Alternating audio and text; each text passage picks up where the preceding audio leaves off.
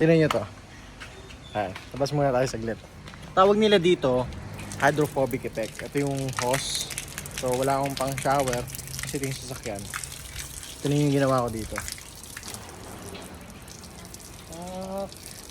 Teka dyan. O, tingnan mo yung windshield. Kaya lang. Medyo solid yung tama. At medyo kalat lang. Medyo kalat na manipis. Ano ba? Medyo manipis lang dapat. Yan. O. Pak! Dumadaan lang yung ano, yung tubig.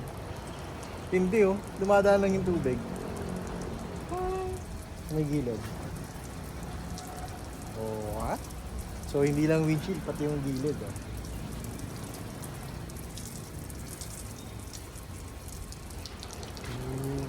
Hindi no. Parang daw ng gabi, kahit anong basa mo ng tubig doon, dumudulas lang yung tubig. So ganun yung nangyayari dito sa may windshield tsaka sa may gilid. Actually pati yung ano, pati yung itong ano, tawag dito side mirror, nilagyan ko din yan. Ayan oh. Dumadaan lang oh. Diba? Ayan oh. Diba? Hindi siya nag-stay. Tapos sobrang dali niyang punasan kasi actually tuyo na yan eh. Dumadaan lang talaga yung tubig. Pagka pupunasan mo siya, malinis agad. Yun. So sobrang dali lang nito guys. Ituturo ko sa inyo and sobrang mura lang din yung magagastos natin. DIY lang. And yun yung panibagong video. Kung gusto nyo matutunan kung paano ko ginawa yan, stay tuned. Nood lang kayo ha. Tapusin nyo tong video. Bag. Wala na, finish nga. Lupit to. Yan. Tapos bukod doon, ano na rin, smooth na rin yung ano, yung tama ng wiper. Hindi na siya nakadkad. Tawag dito. Speaking of wiper, gumana na pala tong wiper ko. So, nung last video ko hindi ko siya natapos, hindi ko siya napagana. Pero ang ginawa ko lang last video, anong nakaraan, ginawa ko lang inayos ko lang yung ano, yung wiper linkage. Tinama ko lang kasi mali pala yung pagkaka-attach ko sa wiper linkage dun sa motor. So nangyayari, ano, nag-i-stack up yung motor, yung wiper, imbis na paangat pababa. So inayos ko lang, onting ayos lang, tapos gumana siya. So yun, smooth na yung takbo nung ano, smooth na yung movement ng wiper sa glass kasi nga dahil sa ginawa ko. And bukod doon, ganyan na siya, hydrophobic effect. Hindi na ako mahihirapan kapag umuulan, hindi na ako mahihirapan kapag ano, sobrang lakas ng ulan kasi ang linis eh, bumabagsak lang talaga yung tubig. So yun, sundan nyo lang tong video and ipapakita ko sa inyo kung paano ko ginawa yan.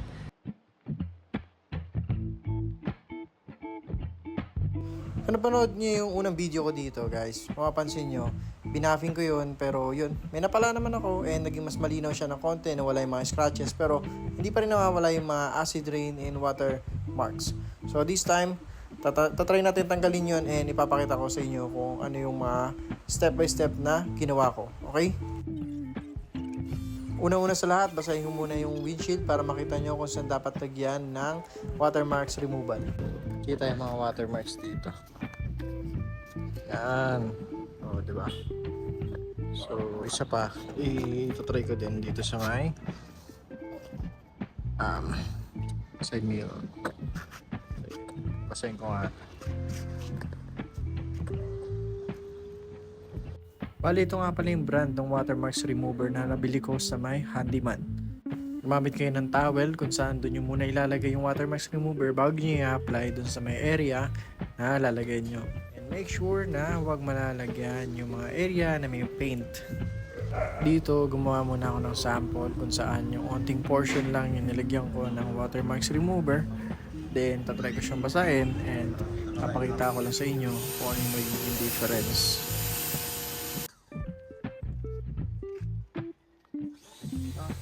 Ito meron pa mga ganito. Hindi ko pa nalalagyan. Pero dito buo na. Latag. Bagsak lang yung tubig.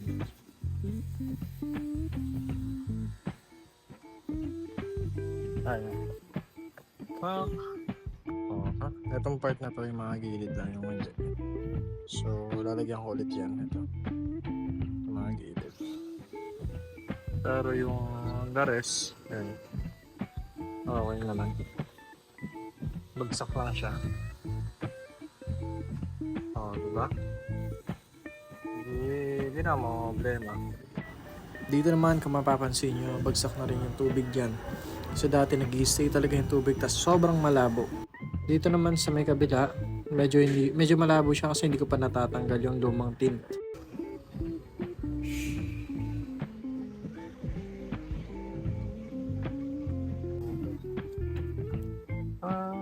Ayun. May mga marks pa siya dito. Tapos dito wala na. Oh, ha? Oh, diba? Di malinis yung vision. Ayun. May mga ganito pa siya. Dito wala. So, kailangan malagyan na siya ng maayos lahat.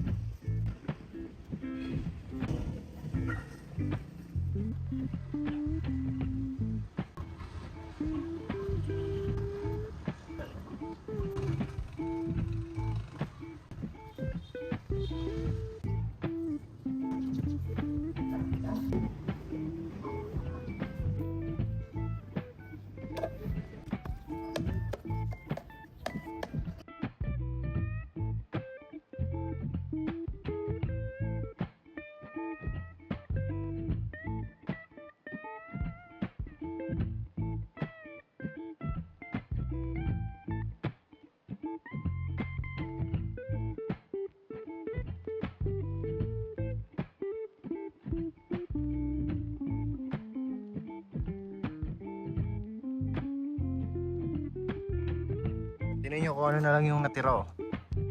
Ano lang, mga unti-unti lang, butlig-butlig. Pero kapag ka umaandar ka kasi, kusa nang matatanggal yan eh. Oh. Kusa nang malalaglag.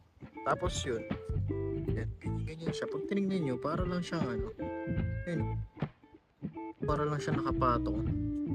And sobrang daling tanggalin yan. Ito, basic na basic. Smooth na smooth. Oh, wala na, malinis na agad.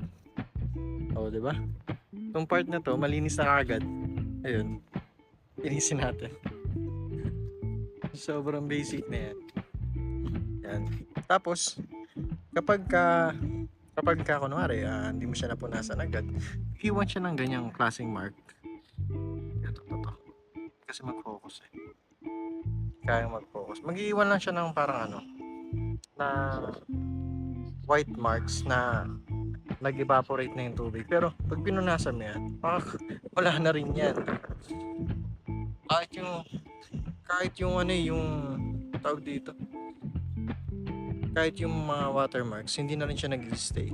Kahit yung dumi, dumudulas na rin ng tindi.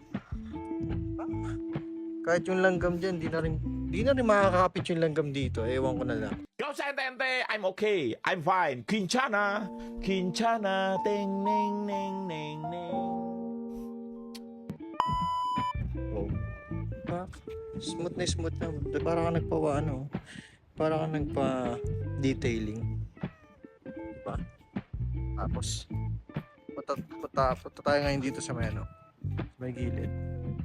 O, yun yung sinasabi ko, na white marks. Kasi nag-evaporate siya kasi mainit yung Pero madali na siya matanggal. Ha? Pinunasan mo yan. Wala na. Tapos na. O, ha? Finish na. Yan lang yung yung mga watermarks na nag-evaporate. Siyempre, nag-stay lang siya dyan, tapos mainit. Pero kung naanakbo ka naman, kung matatanggal yan. Diba? Konting punas na. Tapos ito naman, salamin. Side mirror. Wala na. Window. Diba? Basic lang. Sobrang dali lang yan, par. Murang-mura lang. O, diba? Tanggal yung sakit ng ulo mo.